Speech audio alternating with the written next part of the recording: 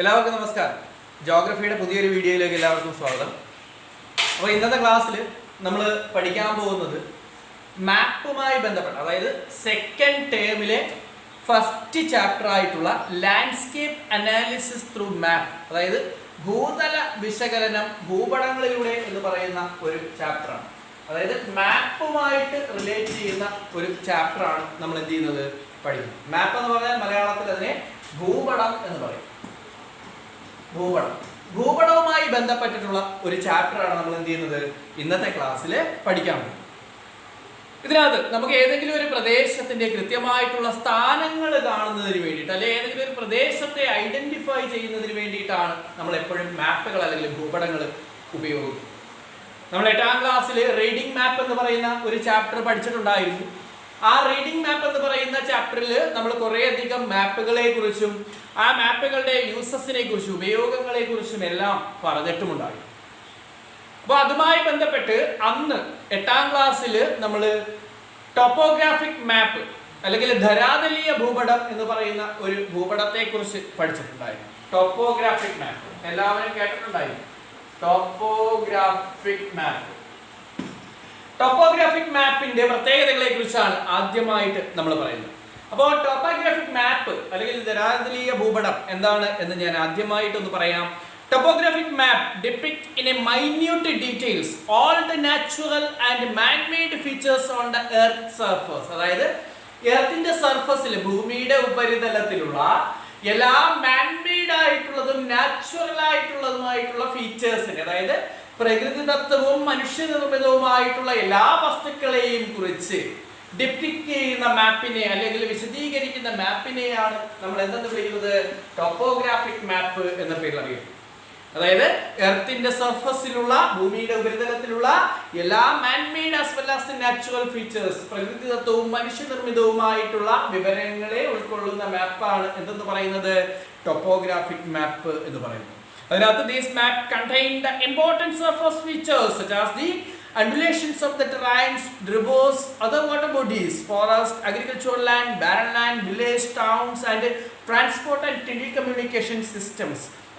അതായത് നമ്മുടെ എർത്തിന്റെ സർഫസിലുള്ള undulations of the terrain, അതായത് ഭൂമിയുടെ ഏറ്റക്കുറച്ചിലുകൾ അല്ലെങ്കിൽ കയറ്റിറക്കങ്ങളെ കുറിച്ച്, അതുമായിട്ട് റിവേഴ്സുമായിട്ട് ബന്ധപ്പെട്ട കാര്യങ്ങളെ കുറിച്ച്, മറ്റുള്ള വാട്ടർ ബോഡീസിനെ കുറിച്ച്, ഫോറസ്റ്റിനെ കുറിച്ച്, അഗ്രികൾച്ചറൽ ലാൻഡിനെ കുറിച്ച്, ബാരൻ ലാൻഡിനെ കുറിച്ച്, വില്ലേജിനെയും ടൗണിനെയും ഗ്രാമങ്ങളെയും നഗരങ്ങളെയും കുറിച്ച്, and transport and communication system, അതായത് ഗതാഗത വാർത്താവിനിമയ സമ്പ്രദായങ്ങളെ കുറിച്ച്, സംവിധാനങ്ങളെ കുറിച്ച്, അങ്ങനെ നാച്ചുറലും മാൻമെയ്ഡുമായിട്ടുള്ള എല്ലാ വിവരങ്ങളെയും കുറിച്ച് നമുക്ക് അറിവ് തരുന്ന ഭൂപടങ്ങളെ, മാപ്പുകളെ നമ്മൾ വിളിക്കുന്ന പേരാണ് ടോപ്പോഗ്രാഫിക് മാപ്പ് എന്ന് പറയുന്നത്. ദെൻ പാഠഭാഗവുമായി ബന്ധപ്പെട്ട് ഈ ടോപ്പോഗ്രാഫിക് മാപ്പിന്റെ കുറേയധികം പ്രത്യേകതകളെ കുറിച്ച് നമ്മൾ പറയുന്നുണ്ട്. അതായത് യൂസസ് ഓഫ് ടോപ്പോഗ്രാഫിക് മാപ്പ് എന്ന് പറയും. അതായത് ടോപ്പോഗ്രാഫിക് മാപ്പിന്റെ അല്ലെങ്കിൽ ധരാതലീയ ഭൂപടങ്ങളുടെ ഉപയോഗങ്ങളെ കുറിച്ച് പറയും. എന്താണ് ടോപ്പോഗ്രാഫിക് മാപ്പിന്റെ യൂസസ് എന്ന് പറയുന്നത്? Uses of topographic map, uses of topographic map എന്ന് പറഞ്ഞാൽ ഒന്ന്, analysis the physical and cultural features of the earth surface. Earth സർഫസിൽ, ഭൂമിയുടെ ഉപരിതലത്തിൽ കാണാൻ സാധിക്കുന്ന ഫിസിക്കലായിട്ടുള്ളതും കൾച്ചറലായിട്ടുമുള്ള ഡീറ്റെയിൽസിനെ എന്ത് ചെയ്യുന്നു, നമ്മൾ അനലൈസ് ചെയ്യുന്നു. എന്താ ഫിസിക്കൽ ആൻഡ് കൾച്ചറൽ ഫീച്ചേഴ്സ് എന്ന് പറഞ്ഞാൽ? നേരത്തെ നമ്മൾ പറഞ്ഞ man-made as well as natural features ഇല്ലേ, അത് തന്നെയാണ് ഫിസിക്കൽ ആൻഡ് കൾച്ചറൽ ഫീച്ചേഴ്സ് എന്ന് പറയുന്നത്. പ്രകൃതിദത്തവും മനുഷ്യനിർമ്മിതവുമായിട്ടുള്ള എല്ലാ വസ്തുക്കളെയും കുറിച്ച് എന്ത് ചെയ്യുന്നു, കൃത്യമായിട്ട് നമ്മുടെ ഈ ടോപ്പോഗ്രാഫിക് മാപ്പിൽ കൃത്യമായിട്ട് രേഖപ്പെടുത്തും. അടുത്തതായിട്ട് പറയുന്നു, for military operations and preparation of military map. അതായത് മിലിറ്ററി ഓപ്പറേഷൻസിന് വേണ്ടിയിട്ട്, മിലിറ്ററി ഓപ്പറേഷൻസ് എന്ന് പറഞ്ഞാൽ എന്താ, നമ്മുടെ സൈനിക ആവശ്യങ്ങൾക്ക് വേണ്ടിയിട്ട്, അതേപോലെ തന്നെ സൈനിക മാപ്പുകൾ നിർമ്മിക്കുന്നതിന് വേണ്ടിയിട്ട്, അത്തരത്തിലുള്ള ആവശ്യങ്ങൾക്ക് വേണ്ടിയിട്ട് നമ്മൾ എന്ത് ചെയ്യുന്നുണ്ട്, നമ്മുടെ ഈ ടോപ്പോഗ്രാഫിക് മാപ്പ് ഉപയോഗിക്കുന്നുണ്ട്. Then identification and studying the natural and cultural resources of a region as a part of economic planning. Economic പ്ലാനിങ്ങിന്റെ പാർട്ടായിട്ട്, അതായത് സാമ്പത്തിക ആസൂത്രണത്തിന്റെ ഫലമായിട്ട് നമുക്ക് എന്തെല്ലാം തരത്തിലുള്ള നാച്ചുറലും കൾച്ചറലുമായിട്ടുള്ള ഫീച്ചേഴ്സ്, പ്രകൃതിദത്തവും മനുഷ്യനിർമ്മിതവുമായിട്ടുള്ള വസ്തുക്കളെ കുറിച്ച് പഠനം നടത്താൻ ഓരോ പ്രദേശത്ത്, ഇപ്പം ഏതെങ്കിലും ഒരു പ്രദേശത്ത് നമുക്ക് എന്തെങ്കിലുമൊക്കെ വികസന പ്രവർത്തനങ്ങൾ നടത്തണമെന്ന് കരുതുക. അത്തരത്തിലുള്ള വികസന പ്രവർത്തനങ്ങൾ നടത്തുന്നതിന് വേണ്ടിയിട്ട് അവിടെ എന്തെല്ലാം വസ്തുക്കളുണ്ട്, ആ വസ്തുക്കളെ എന്തെല്ലാം മാറ്റങ്ങൾ വരുത്തണം എന്നൊക്കെ മനസ്സിലാക്കാൻ വേണ്ടിയിട്ടും ആ മനസ്സിലാക്കിയ വസ്തുക്കൾ ഉപയോഗിച്ചുകൊണ്ട് അവിടുത്തെ വികസന പ്രവർത്തനങ്ങൾ നടത്തുന്നതിന് വേണ്ടിയിട്ടും നമ്മൾ ടോപ്പോഗ്രാഫിക് മാപ്പുകൾ ഉപയോഗിക്കുന്നുണ്ട്. ഇതിന്റെ അവസാനം ഫോർ അർബൻ പ്ലാനിംഗ് എന്ന് പറയും. അർബൻ പ്ലാനിംഗ് എന്ന് പറഞ്ഞാൽ നഗര ആസൂത്രണം എന്ന് പറയും. കൃത്യമായിട്ട് ഒരു പ്രദേശത്തെ നഗരമാക്കി മാറ്റിയെടുക്കുന്നതിന് വേണ്ടിയിട്ട്, അതായത് ഒരു ഗ്രാമമായി കിടക്കുന്ന പ്രദേശം അല്ലെ വലിയ വികസനങ്ങളൊന്നും ഇല്ലാത്ത ഒരു പ്രദേശം, ആ പ്രദേശത്തെ നമുക്ക് എന്ത് ചെയ്യണം, കുറച്ച് വിപുലീകരിച്ചെടുക്കണം. അതിന് അവിടുത്തെ പ്രത്യേകതകൾ അറിഞ്ഞെങ്കിൽ മാത്രമേ അത്തരത്തിലുള്ള വികസന പ്രവർത്തനങ്ങൾ നമുക്ക് അവിടെ നടപ്പിലാക്കാൻ സാധിക്കും. അപ്പൊ അത്തരത്തിലുള്ള വികസന പ്രവർത്തനങ്ങൾ നടപ്പിലാക്കുന്നതിന് വേണ്ടിയിട്ട് നമ്മൾ എന്ത് ചെയ്യേണ്ടിയിരിക്കുന്നു, കൃത്യമായിട്ടൊരു പ്ലാനിങ് നടത്തണം. അതിനെയാണ് അർബൻ പ്ലാനിംഗ് അല്ലെങ്കിൽ നഗര ആസൂത്രണം എന്ന് പറയുന്നത്. കൃത്യമായിട്ട് ഹോസ്പിറ്റലുകൾ എവിടെ വരണം, അതായത് ഒരു നഗരത്തിന്റെ പ്രത്യേകതയാണ് അവിടുത്തെ ഏറ്റവും പ്രധാനപ്പെട്ട വസ്തുതകൾ എന്ന് പറയുന്നത് ഹോസ്പിറ്റലുകൾ, സ്കൂളുകൾ, പാർക്കുകൾ, മറ്റുള്ള പ്രവർത്തന മേഖലകളെല്ലാം കൊണ്ടുവരിക എന്ന് പറയുന്നത്. അപ്പോൾ ഓരോന്നും തോന്നിയ പ്രദേശത്ത് കൊണ്ടുവന്ന് സ്ഥാപിച്ചു കഴിഞ്ഞാൽ അതിനെ ഒരു നഗരാസൂത്രണം എന്ന് പറയാൻ സാധിക്കത്തില്ല. അപ്പൊ അതിന് കൃത്യമായിട്ടുള്ള പ്രദേശങ്ങളിൽ വേണം ഓരോന്നിനെയും നമുക്ക് രേഖപ്പെടുത്തി വെക്കാൻ. അത്തരത്തിൽ ഓരോന്നിനെയും കൃത്യമായി രേഖപ്പെടുത്തി വെക്കുന്നതിന് നമുക്ക് എന്ത് വേണം, ഈ പറഞ്ഞ രീതിയിൽ ഒരു പ്ലാനിങ് വേണം. ഹോസ്പിറ്റൽ ഒരു പ്രദേശത്ത്, ഇൻഡസ്ട്രികൾ മറ്റൊരു പ്രദേശത്ത്, അല്ലെങ്കിൽ സ്കൂളുകൾ മറ്റൊരു പ്രദേശത്ത്, നമ്മുടെ ഗതാഗത മാർഗങ്ങൾ ഏതൊക്കെ പ്രദേശത്ത് കൂടി വേണം, അങ്ങനെയുള്ള ഓരോരോ കാര്യങ്ങളെയും കുറിച്ച് നേരത്തെ കൂട്ടി അറിയുന്നതിന് വേണ്ടിയിട്ടാണ് നമ്മൾ അർബൻ പ്ലാനിംഗ് എന്ന് പറയുന്നത്. അപ്പോൾ ടോപ്പോഗ്രാഫിക് മാപ്പ് എന്ന് പറഞ്ഞു കഴിഞ്ഞാൽ എപ്പോഴും അതെന്തായിരിക്കും, നമ്മുടെ natural as well as man made features, natural ഫീച്ചേഴ്സിനെയും മാൻ മെയ്ഡ് ഫീച്ചേഴ്സിനെയും കുറിച്ച് തിരിച്ചറിയുന്നതിന് വേണ്ടി ഉപയോഗിക്കുന്ന ഭൂപടങ്ങളാണ് നമുക്ക് എപ്പോഴും ടോപ്പോഗ്രാഫിക് മാപ്പ് എന്ന് പറയുന്നത്. ആ ടോപ്പോഗ്രാഫിക് മാപ്പ് എന്ത് ചെയ്യുന്നു, നമ്മുടെ ഫിസിക്കൽ കൾച്ചറൽ ഫീച്ചേഴ്സിനെ തിരിച്ചറിയാൻ വേണ്ടി ഉപയോഗിക്കുന്നു, മിലിറ്ററി ഓപ്പറേഷൻസിന് വേണ്ടി ഉപയോഗിക്കുന്നു, നാച്ചുറലും കൾച്ചറലും ഫീച്ചേഴ്സ് ഓരോ പ്രദേശത്ത് എത്രത്തോളം ഉണ്ട് എന്ന് തിരിച്ചറിയാൻ വേണ്ടി ഉപയോഗിക്കുന്നു. അതേപോലെ തന്നെ അർബൻ പ്ലാനിങ്ങിന് വേണ്ടിയിട്ട് നമ്മൾ എന്ത് ചെയ്യുന്നു, കൃത്യമായിട്ട് നമ്മുടെ ടോപ്പോഗ്രാഫിക് മാപ്പ് ഉപയോഗിക്കുന്നു. ഓക്കെ, അപ്പോൾ അടുത്തതായിട്ട് നമ്മൾ പറയുന്നത് ടോപ്പോ ഷീറ്റ്.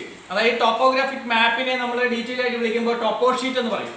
ആ ടോപ്പോ ഷീറ്റിന്റെ ഇന്റർപ്രിട്ടേഷനെ കുറിച്ചിട്ടാണ് അടുത്തതായിട്ട് നമ്മൾ പറയാൻ പോകുന്നത്. അതായത് ഒരു ടോപ്പോ ഷീറ്റ് തന്നാൽ അല്ലെങ്കിൽ ഒരു ടോപ്പോഗ്രാഫിക് മാപ്പ് തന്നാൽ സാധാരണഗതിയിൽ നമ്മൾ ഉപയോഗിക്കുന്ന മാപ്പുകളിൽ സാധാരണഗതിയിൽ നമ്മളൊരു മാപ്പ് എടുത്തു കഴിഞ്ഞാൽ അതിനകത്ത് ആ രാജ്യത്തിന്റെ പേര് അല്ലെങ്കിൽ ആ സ്ഥലത്തിന്റെ പേര്, അവിടെയുള്ള പ്രധാനപ്പെട്ട ഫീച്ചേഴ്സ്, പ്രത്യേകതകൾ എല്ലാം നമുക്ക് തിരിച്ചറിയാൻ സാധിക്കും. നമ്മൾ ഇന്ത്യയുടെയും കേരളത്തിന്റെയും അതേകണക്ക് ലോകത്തിന്റെയും ഒക്കെ മാപ്പുകൾ നമ്മൾ കണ്ടിട്ടുള്ളതാണ്. അപ്പൊ അത്തരത്തിലുള്ള മാപ്പുകൾ നോക്കിയാൽ നമുക്ക് കോണ്ടിനെന്റുകൾ തിരിച്ചറിയാൻ സാധിക്കും, രാജ്യങ്ങൾ തിരിച്ചറിയാൻ സാധിക്കും, അതിന്റെ ക്യാപിറ്റലുകൾ തിരിച്ചറിയാൻ സാധിക്കും, അങ്ങനെയുള്ള വസ്തുതകളെല്ലാം തിരിച്ചറിയാൻ സാധിക്കും. എന്നാൽ ഒരു ടോപ്പോ ഷീറ്റിന്റെ പ്രത്യേകത എന്ന് പറഞ്ഞാൽ പ്രോപ്പർ ആയിട്ടുള്ള ട്രെയിനിങ്ങും പ്രാക്ടിക്കൽ എക്സ്പീരിയൻസും ഇല്ലാതെ ഒരു ടോപ്പോ ഷീറ്റ് ഒരിക്കലും നമുക്ക് റീഡ് ചെയ്യാൻ സാധിക്കില്ല. ഒരു ടോപ്പോ ഷീറ്റ് റീഡ് ചെയ്യണമെന്നുണ്ടെങ്കിൽ അതിനെന്ത് വേണം, പ്രോപ്പർ ആയിട്ടുള്ള ട്രെയിനിങ് വേണം. ആ ട്രെയിനിങ്ങിനോടൊപ്പം തന്നെ പ്രാക്ടിക്കൽ എക്സ്പീരിയൻസും വേണം. അതെങ്ങനെ വായിക്കണം എന്ന് തിരിച്ചറിയണം. അപ്പൊ അതിനകത്ത് എന്താണെന്ന് കാര്യം എന്ന് ചോദിച്ചാൽ through the knowledge of the numbering scheme, topo ഷീറ്റിനകത്ത് ഒരു നമ്പറിംഗ് സ്കീം ഉണ്ട്. ആ നമ്പറിംഗ് സ്കീമിനെ കുറിച്ച് ഒരു നോളജ് വേണം. ദെൻ ലൊക്കേഷണൽ ആസ്പെക്ട്സുകൾ കൊടുത്തിട്ടുണ്ട്. Then conventional signs and symbols, അതായത് നമ്മൾ അതിന്റെ ഓരോത്തിന്റെയും ചിഹ്നങ്ങളെ കുറിച്ച് 8ാം ക്ലാസ് പഠിച്ചിട്ടുള്ളതാണതും, ചിഹ്നങ്ങൾ ഓരോന്നിനെയും കുറിച്ച് പറഞ്ഞിട്ടുണ്ട്, അതിനെക്കുറിച്ച് മനസ്സിലാക്കണം. ദെൻ എലവേഷൻ, ഉയരങ്ങളെ കുറിച്ച് പറഞ്ഞിട്ടുണ്ട്, അത് മനസ്സിലാക്കണം. Then slope of the terrain, ഓരോ ഭൂപ്രദേശത്തിന്റെയും ചരിവുകളെ കുറിച്ച് പറഞ്ഞിട്ടുണ്ട്, അത് മനസ്സിലാക്കണം. ദെൻ അതിന്റെ റെപ്രസെന്റേഷനുമായിട്ട് ബന്ധപ്പെട്ട പല കാര്യങ്ങളും പറഞ്ഞിട്ടുണ്ട്. ഇതിനെയൊക്കെ കുറിച്ച് ഒരു ബന്ധവുമില്ലാതെ നമുക്ക് ഭൂപടത്തിലേക്ക് പോയാൽ അല്ലെങ്കിൽ ടോപ്പോ ഷീറ്റിലേക്ക് പോയാൽ അതിനെക്കുറിച്ച് നമുക്ക് മനസ്സിലാക്കാൻ വളരെ ബുദ്ധിമുട്ടായിട്ടുള്ള ഒരു കാര്യമാണ്. അപ്പൊ നമ്മുടെ പേജ് നമ്പർ 51 ഒരു ടോപ്പോ ഷീറ്റ് നമുക്ക് തന്നിട്ടുണ്ട്. മനസ്സിലായോ? പേജ് നമ്പർ 51 നമുക്കൊരു ടോപ്പോ ഷീറ്റ് തന്നിട്ടുണ്ട്. ആ പേജ് നമ്പർ 51 ടോപ്പോ ഷീറ്റ് എടുത്തു കഴിഞ്ഞാൽ അതിനകത്ത് എന്തെല്ലാം കാര്യങ്ങളെ കുറിച്ചാണ് ഡിസ്കസ് ചെയ്യുന്നത് എന്നുള്ളതിനെ കുറിച്ചാണ് അടുത്തതായിട്ട് നമ്മൾ എന്ത് ചെയ്യുന്നത് പറയാനായിട്ട് പോകുന്നത്. അപ്പോ നമുക്കൊരു ടോപ്പോ ഷീറ്റിനെ എങ്ങനെയാണ് അതിന്റെ ലേ ഔട്ട് ആൻഡ് നമ്പറിംഗ് എന്താണ് എന്നാണ് ആദ്യമായിട്ട് പറയുന്നത്. ലേ ഔട്ട് ആൻഡ് നമ്പറിംഗ് എന്ന് പറഞ്ഞാൽ നമ്മുടെ topo sheet for the all world has been prepared in a several sheet of same size and shape. അതായത് വേൾഡിനെ മൊത്തത്തിൽ നമ്മൾ ടോപ്പോ ഷീറ്റുകളിലേക്ക് മാറ്റിയിരിക്കുന്നു. ആ വേൾഡിനെ മൊത്തത്തിൽ ടോപ്പോ ഷീറ്റുകളിലേക്ക് മാറ്റുമ്പോൾ അതിനെ നമ്മൾ എന്ത് ചെയ്യുന്നുണ്ട്, ഒരേ സൈസുള്ള ഒരേ ഷേപ്പുള്ള ഒരേ സൈസും ഒരേ ഷേപ്പുമുള്ള ഒരുപാട് ഷീറ്റുകളായിട്ടാണ് എന്ത് ചെയ്തിരിക്കുന്നത്, അതിനെ ഡിവൈഡ് ചെയ്ത് വെച്ചിരിക്കുന്നത്. അങ്ങനെ വരുമ്പോൾ the whole world is picturized in 2222 sheet. വേൾഡിനെ മൊത്തത്തിൽ നമ്മൾ എന്ത് ചെയ്തിരിക്കുന്നു, 2222 ഷീറ്റുകളായിട്ട് ഡിവൈഡ് ചെയ്തിരിക്കുന്നു. അതായത് ലോകത്തെ മുഴുവൻ നമ്മൾ എന്ത് ചെയ്തിരിക്കുന്നു, 2222 ഷീറ്റുകളായിട്ട് ഡിവൈഡ് ചെയ്തിരിക്കുന്നു. എങ്കിൽ അതിനെ നമ്മൾ ലാറ്റിറ്റ്യൂഡിനൽ ലൊക്കേഷനിൽ പറയുമ്പോൾ between 60 degree north and 60 degree സൗത്തില് ഏകദേശം 1800 ഷീറ്റുകളുണ്ട്. ലോകത്തിലെ മുഴുവൻ 2222 ഷീറ്റുകളായിട്ട് ഡിവൈഡ് ചെയ്യുമ്പോൾ 60 ഡിഗ്രി വടക്ക് മുതൽ 60 ഡിഗ്രി തെക്ക് വരെ, 60 ഡിഗ്രി നോർത്ത് മുതൽ 60 ഡിഗ്രി സൗത്ത് വരെയുള്ള പോർഷനെ നമ്മൾ എത്ര ആയിട്ട് തിരിച്ചിരിക്കുന്നു, ഏകദേശം 1800 ഷീറ്റുകളായിട്ട് തിരിച്ചിരിക്കുന്നു. അതേപോലെ ബിറ്റ്വീൻ 60 ടു 88 ഡിഗ്രി, അതായത് 60 ഡിഗ്രി മുതൽ 88 ഡിഗ്രി വരെയുള്ള പ്രദേശത്തെ ഏകദേശം 420 ഷീറ്റുകളായിട്ട് 420 ഷീറ്റുകളായിട്ട് തിരിച്ചിരിക്കുന്നു. ഇതിനേറ്റവും അവസാനമായി പറയുന്നു that two poles, അതായത് നമുക്ക് രണ്ട് പോളുകളുണ്ട്, നോർത്ത് പോളും സൗത്ത് പോളും, അതായത് ഉത്തര ധ്രുവവും ദക്ഷിണ ധ്രുവവും. ആ രണ്ട് ധ്രുവങ്ങളിലേക്ക് വേണ്ടിയിട്ട് രണ്ട് ഷീറ്റുകളാക്കി മാറ്റിയിരിക്കുന്നു. അങ്ങനെ 1800 1800 420 420 പ്ലസ് 2 2 എല്ലാം കൂടി ചേരുമ്പോൾ 2222 ഷീറ്റ്. അപ്പോൾ ലോകത്തെ മുഴുവൻ, വേൾഡിനെ മുഴുവൻ നമ്മൾ എത്ര ഷീറ്റുകളായിട്ട് തിരിച്ചിരിക്കുന്നു, 2222 2222 ഷീറ്റുകളായിട്ട് തിരിച്ചിരിക്കുന്നു. 60 ഡിഗ്രി നോർത്ത് മുതൽ 60 ഡിഗ്രി സൗത്ത് വരെ 1800 ഷീറ്റുകളായിട്ട്, 60 ഡിഗ്രിക്കും 88 ഡിഗ്രിക്കും ഇടയിൽ 420 ഷീറ്റുകളായിട്ട്. അതേപോലെ തന്നെ രണ്ട് പോൾ, രണ്ട് ധ്രുവങ്ങളിലേക്ക് വേണ്ടിയിട്ട് രണ്ട് ഷീറ്റുകളെയും മാറ്റിയിരിക്കുന്നു. അങ്ങനെ ആകെ മുഴുവൻ, ലോകത്തെ മുഴുവൻ നമ്മൾ ടോപ്പോ ഷീറ്റിലേക്ക് മാറ്റുമ്പോൾ 2222 ഷീറ്റുകളിലാണ് ലോകത്തെ മുഴുവനായിട്ട് നമ്മൾ എന്ത് ചെയ്തിരിക്കുന്നത്, പിക്ചറൈസ് ചെയ്തിരിക്കുന്നത്. അപ്പോ ഇതിനെയാണ് നമ്മൾ ടോപ്പോ ഷീറ്റിന്റെ നമ്പറിംഗ് എന്ന പേരിൽ അറിയപ്പെടുന്നത്. ഇതിനെയാണ് നമ്മൾ എന്ത് പേരിൽ അറിയപ്പെടുന്നത്, ടോപ്പോ ഷീറ്റിന്റെ നമ്പറിംഗ് എന്ന പേരിൽ അറിയപ്പെടുന്നത്. ഓക്കെ, അപ്പോൾ അടുത്തതായിട്ട് നമ്മൾ പറയാൻ പോകുന്നത് ടോപ്പോ ഷീറ്റിനകത്ത് തന്നെയുള്ള മില്യൺ ഷീറ്റ്, ഡിഗ്രി ഷീറ്റ് എന്നിങ്ങനെയുള്ള രണ്ട് കാര്യങ്ങളെ കുറിച്ചാണ്. എങ്ങനെയാണ് മില്യൺ ഷീറ്റ്, എങ്ങനെയാണ് ഡിഗ്രി ഷീറ്റ് എന്നിവ വരുന്നത് എന്നുള്ളതിനെ കുറിച്ചിട്ടാണ് അടുത്തതായിട്ട് പറയുന്നത്. ആദ്യം തന്നെ നമുക്ക് മില്യൺ ഷീറ്റ് എന്താണ് എന്ന് പറയാം. The million sheet covering 4 degree latitude and 4 degree longitudinal extent are given the numbers from 1 to 105. അതായത് മില്യൺ ഷീറ്റ് എന്ന് പറയുന്നത് 4 ഡിഗ്രി ലാറ്റിറ്റ്യൂഡും 4 ഡിഗ്രി ലോഞ്ചിറ്റ്യൂഡും വലിപ്പമുള്ള 1 മുതൽ 105 വരെയുള്ള ഷീറ്റുകളിലാണ് മില്യൺ ഷീറ്റിനെ നമ്മൾ ഡിസ്കസ് ചെയ്യുന്നത്. അപ്പോൾ നമ്മൾ ടോപ്പോ ഷീറ്റുകളെയാണ് നേരത്തെ പറഞ്ഞ 2222 ഷീറ്റുകളാക്കി മാറ്റുന്നത് എന്ന് പറഞ്ഞു. അതിനുശേഷം നമ്മൾ മില്യൺ ഷീറ്റുകളാണ് പറയുന്നത്. 4 ഡിഗ്രി അക്ഷാംശവും 4 ഡിഗ്രി രേഖാംശവുമുള്ള 4 degree latitudinal and 4 degree longitudinal extent ഉള്ള 1 to 105, 1 മുതൽ 105 വരെയുള്ള ഷീറ്റുകളിലേക്ക് മില്യൺ ഷീറ്റുകളെ നമ്മൾ ഡിവൈഡ് ചെയ്യുന്നു. These numbers are known as index numbers. ഈ നമ്പേഴ്സിനെ നമ്മൾ വിളിക്കുന്ന പേരാണ് ഇൻഡെക്സ് നമ്പേഴ്സ് എന്ന പേരിൽ അറിയപ്പെടുന്നത്. അപ്പോൾ ഇവിടെ ഞാനൊരു ഷീറ്റ് വരച്ചിട്ടുണ്ട്, നോക്കിയേ. ഈ 45 46 47 54 55 56 63 64 65 എന്ന് പറഞ്ഞു കൊടുത്തേക്കൊണ്ട് എന്താണ് എന്ന് ചോദിച്ചാൽ 1 to 105 വരുന്ന ഒരു ഷീറ്റിൽ നിന്ന് ഒരു ഭാഗം ഞാൻ ഇങ്ങനെ ഡ്രോപ്പ് ചെയ്തെടുത്തേക്കാണ്. അതിനകത്ത് തന്നെ എന്ത് ചെയ്തിരിക്കുന്നു, നമ്മൾ ഓരോന്നിനെയും ഇതിനകത്ത് 1 to 105 ഉണ്ടെന്നാ പറഞ്ഞത്. അതിനകത്തുനിന്ന് കുറച്ച് പോർഷനെയാണ് ഞാൻ എടുത്തേക്കുന്നത്. ഈ ഓരോ പോർഷനെയും നമ്മൾ എന്ത് ചെയ്തിരിക്കുന്നു, 16 ഈക്വൽ പാർട്ടുകളായിട്ട് ഡിവൈഡ് ചെയ്തിരിക്കുന്നു. എങ്ങനെയെന്ന് ചോദിച്ചാൽ നോക്കിയേ, 45 എന്ന് പറയുന്ന നമ്പർ കണ്ടോ, അതിനെ 16 പാർട്ടായിട്ട് ഡിവൈഡ് ചെയ്തിരിക്കുന്നു. എങ്ങനെയാണ് ABCDEFG എന്ന് പറഞ്ഞ് P വരെ. മനസ്സിലായി? 45നെ എന്ത് ചെയ്തിരിക്കുന്നു, ഇങ്ങനെ 16 ആയിട്ട് തിരിച്ചിരിക്കുന്നു. അതാണ് അങ്ങനെ 46നെയും ഇതേപോലെ 16 ആയിട്ട് തിരിച്ചിരിക്കുന്നു. 47നെയും നമ്മൾ ഇതേപോലെ 16 ആയിട്ട് തിരിച്ചിരിക്കുന്നു. നമ്മൾ ഇവിടെ എടുത്തിരിക്കുന്നത് 55 ആണ്. ആ 55നെയും നമ്മൾ എത്ര ആയിട്ട് തിരിച്ചിരിക്കുന്നു, ഇതേപോലെ തന്നെ 16 ഈക്വൽ പാർട്ടായിട്ട് ഡിവൈഡ് ചെയ്തിരിക്കുന്നു. അതിനെ നമ്മൾ വിളിക്കുന്ന പേര് ഡിഗ്രി ഷീറ്റുകൾ എന്ന പേരിലാണ് അറിയപ്പെടുന്നത്. നോക്കിയേ, each million sheet is divided into 16 part in order to ABCD. അപ്പോ ഓരോ മില്യൺ ഷീറ്റിനെയും, നമുക്ക് മില്യൺ ഷീറ്റുകൾ 1 തൊട്ട് 105 വരെയാണെന്ന് പറഞ്ഞു. അതിനകത്ത് ഓരോ മില്യൺ ഷീറ്റിനെയും നമ്മൾ എന്ത് ചെയ്തിരിക്കുന്നു, ABCD എന്നിങ്ങനെ P വരെ 16 ബോക്സുകളാക്കി മാറ്റിയിരിക്കുന്നു. കണ്ടല്ലോ? അപ്പോ ഈച്ച് ഓഫ് ദീസ് ഷീറ്റ്, ഓരോ ഡിഗ്രി ഷീറ്റിന്റെയും പ്രത്യേകത എന്ന് പറഞ്ഞാൽ ഇത് 4 ഡിഗ്രി ലാറ്റിറ്റ്യൂഡും 4 ഡിഗ്രി ലോഞ്ചിറ്റ്യൂഡുമാണ് എങ്കിൽ ഇവിടെ വരുന്ന ഡിഗ്രി ഷീറ്റുകൾ എന്ന് പറഞ്ഞാൽ 1 ഡിഗ്രി ലാറ്റിറ്റ്യൂഡും 1 ഡിഗ്രി ലോഞ്ചിറ്റ്യൂഡുമാണ് ഡിഗ്രി ഷീറ്റിന്റെ പ്രത്യേകത. മനസ്സിലായോ? Then ഈ ഡിഗ്രി ഷീറ്റുകളെയും നമ്മൾ 1 മുതൽ 16 വരെയുള്ള 1 to 16 ആയിട്ടുള്ള ഈക്വൽ ബോക്സുകളായിട്ട് തിരിച്ചിരിക്കുന്നു. 16 ബോക്സുകളായിട്ട്. അതായത് ഈ A എന്ന് പറയുന്ന ബോക്സിനെ 16 ബോക്സുകളായിട്ട് തിരിച്ചിരിക്കുന്നു. എന്നിട്ട് 1 2 3 4 എന്നും പറഞ്ഞ് 16 വരെ കൊടുത്തിരിക്കുന്നു.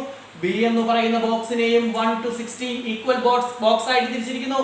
ഇവിടെ നമ്മൾ D എന്ന് പറയുന്ന ഒരു നമ്പർ എടുത്താൽ അതിനെയും എന്ത് ചെയ്തിരിക്കുന്നു, 1 2 3 4 എന്നും പറഞ്ഞ് 16 വരെയുള്ള 16 ഈക്വൽ ബോക്സ് ആയിട്ട് ഡിവൈഡ് ചെയ്തിരിക്കുന്നു.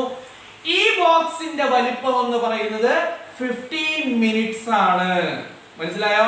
15 minutes latitudinal and 15 minutes longitudinal extend ആയിരിക്കും ഈ ബോക്സിൽ ഉണ്ടായിരിക്കുന്നത്. ഇത് ഡിഗ്രി ഷീറ്റിന്റെ സബ് ബോക്സ് ആണ്. അപ്പൊ നമുക്ക് മില്യൺ ഷീറ്റുകൾ ഉണ്ടെന്ന് പറഞ്ഞു. മില്യൺ ഷീറ്റുകളുടെ എണ്ണം എന്ന് പറയുന്നത് 1 മുതൽ 105 വരെയാണ്. മില്യൺ ഷീറ്റുകൾ എന്ന് പറഞ്ഞാൽ എവിടെ തൊട്ട് എവിടെ വരെയാ, 1 മുതൽ 105 വരെയാണ് കാണപ്പെടുന്നത്. അതിനകത്തുനിന്ന് ഓരോ ബോക്സിനെയും നമ്മൾ എത്ര ആയിട്ട് തിരിച്ചിരിക്കുന്നു, 16 ഷീറ്റുകളായിട്ട് തിരിച്ചിരിക്കുന്നു. ABCD എന്നാണ് 16 ഷീറ്റുകളെ അറിയപ്പെടുന്നത്. ആ 16 ഷീറ്റുകളിൽ ഓരോ ഷീറ്റിനെയും വീണ്ടും അടുത്ത 16 സബ് ബോക്സുകളായിട്ട് തിരിച്ചിരിക്കുന്നു. അപ്പോൾ മില്യൺ ഷീറ്റിനെ 16 ഷീറ്റുകളാക്കി മാറ്റുമ്പോൾ, ABCD എന്ന് പറയുന്ന 16 ഷീറ്റുകളാക്കി മാറ്റുമ്പോൾ അതിനെ നമ്മൾ അറിയപ്പെടുന്ന പേര് ഡിഗ്രി ഷീറ്റ് എന്നാണ്. ആ ഡിഗ്രി ഷീറ്റിന്റെ ഓരോ ബോക്സിനെയും നമ്മൾ 16 സബ് ബോക്സുകളാക്കി മാറ്റുന്നു. അങ്ങനെ 16 സബ് ബോക്സുകളാക്കി മാറ്റുമ്പോൾ അതിനെ നമ്മൾ 1 2 3 4 5 എന്ന ഉള്ള ലേബലിലാണ് അടയാളപ്പെടുത്തുന്നത്. അങ്ങനെ വരുമ്പോൾ അതിനും നമ്മൾ എന്ത് ചെയ്യുന്നു, 16 വരെയുള്ള 16 ബോക്സുകളായിട്ട് തിരിക്കുന്നു.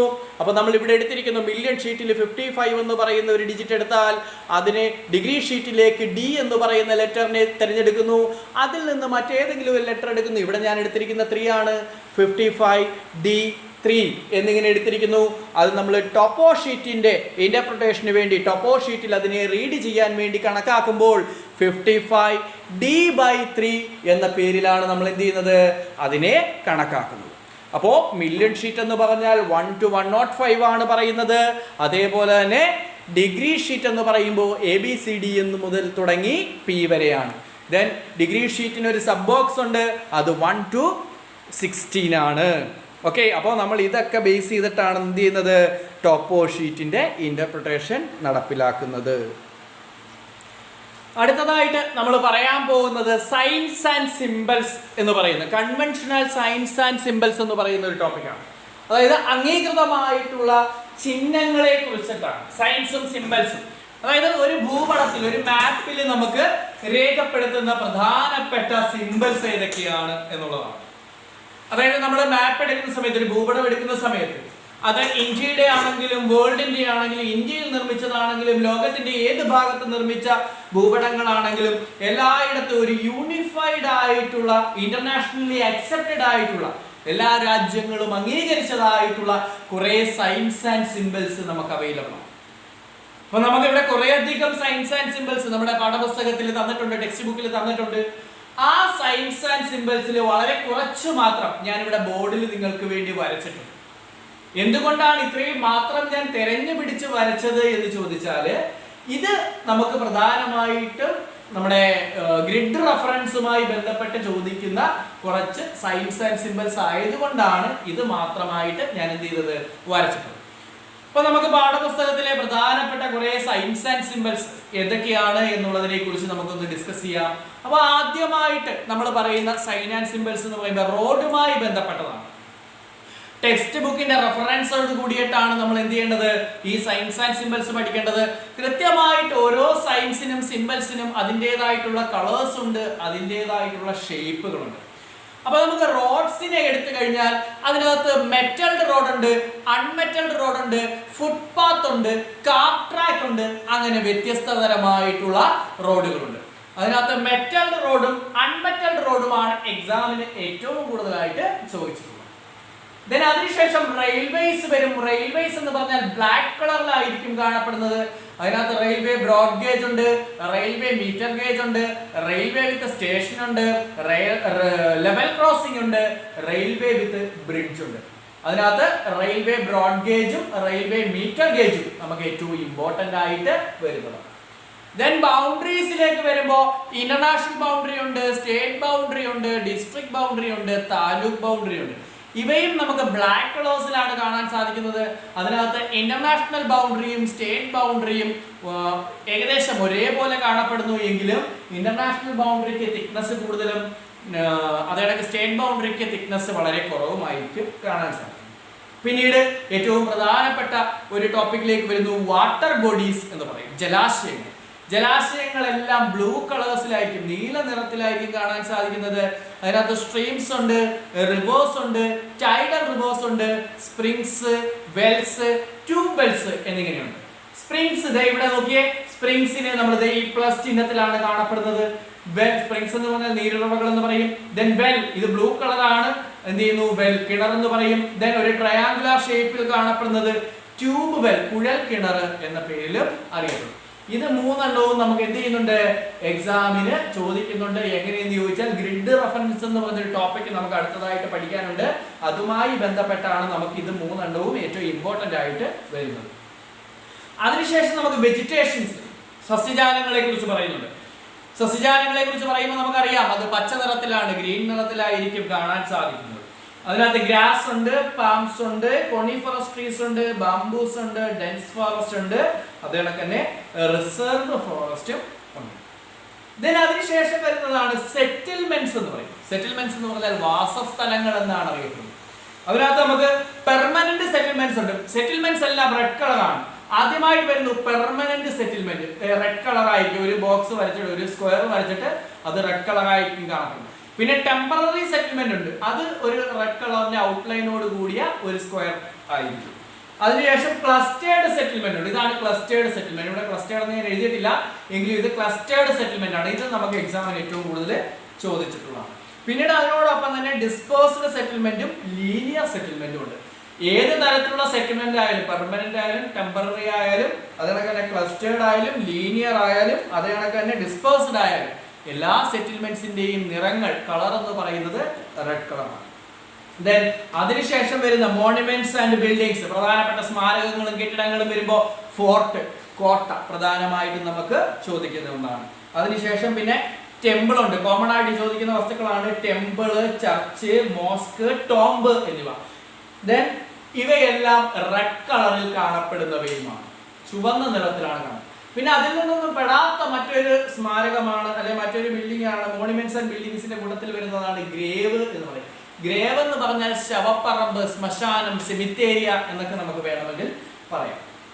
അതിനുശേഷം പിന്നെ വരുന്നത് ലൈറ്റ് ഹൗസ് ഉണ്ട്, ഡിസ്പെൻസറി ഉണ്ട്, എയർപോർട്ട് ഉണ്ട്, പോസ്റ്റ് ഓഫീസ്, ടെലഗ്രാഫ് ഓഫീസ്, പിന്നെ post and telegraph office, police station, inspection bungalow, rest house എന്നിങ്ങനെയൊക്കെ വരും.